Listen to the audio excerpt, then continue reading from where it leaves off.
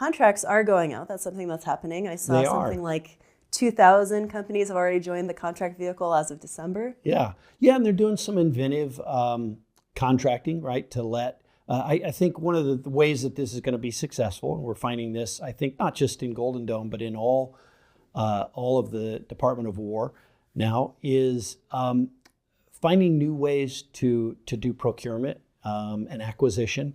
Obviously, we're going to need, for something this big, we're going to need some of the bigger contractors that we all know about in the defense space to be able to do some of these things.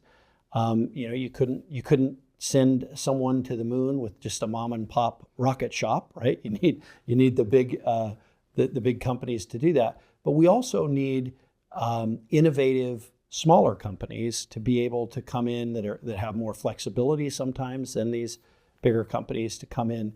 And so I think the way that it seems like they're setting it up for the acquisition process within Golden Dome is kind of a hybrid. There will be, milestones that get met and things like that to be able to get more money, and different companies competing for different proposals. So I think it's a good way to get moving on it. We just need to have the whole plan laid out so that everybody can see what the overall architecture looks like. Well, getting back to that theme of sort of where are we and a little bit of frustration with a lack of movement, it seems like a new initiative every week. It's very exhausting to be a reporter right now. So with announcements last month, for example, the Golden Fleet and these battleships, we were just talking about it previously before this interview. Do you worry that this is sort of getting overcome by events or losing some of the momentum that it had when it was first announced? Well, it's really the reason we formed the caucus, and we do need to get going on it. We want the president to be successful in this. This was a bold initiative. Golden Dome is a very bold initiative, and it's one that I supported the minute it was laid out, because I think it's been a vulnerability that most Americans don't understand that we have. So, but in order to do that, we've got to have, you can't just have support within the administration. It can't just be an executive order. An executive order has to have money behind it, and the only one that can do that is Congress. So it's certainly not where we want to be right now. I'd like to be 3 or 4 more months ahead of where we are right now. But again, this is a complicated system, most complicated defense system we've ever done as a country. So, and I will say, I think General Gutlein is the exact right person for this role. And I've told him that in briefings before.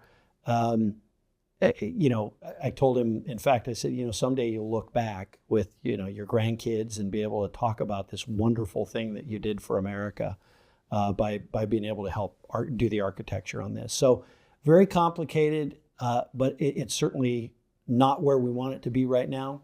And we just have to get moving. Can you talk more about your relationship with General Gutlein, how often you're communicating with him, and how confident the Space Force and General Gutlein himself are that they have the technological wherewithal to execute on this? Well, sure. I wouldn't say I'm real close with General Gutlein. Obviously just knowing his background and what he's done, I think he's the right person. And then seeing, and again, this was in a classified setting that we can't talk about, but just seeing the architecture as he laid it out, I'm confident that it's a good architecture and that they're doing all that they can to get there.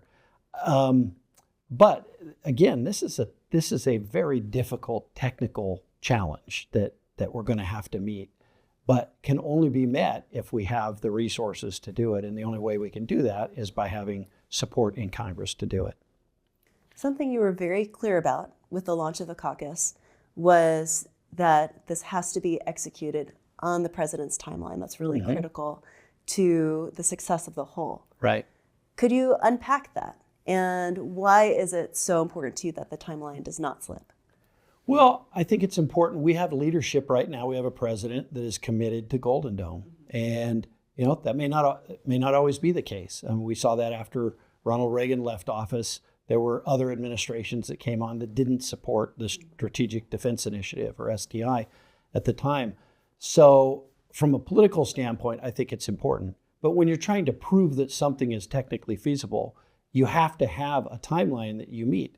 John F. Kennedy came in with a timeline for us to put a man on the moon. Had he not done that, I think it would be easy for all of us to say, well, it's just kind of too hard as a country, or we have this diversion over here or over here.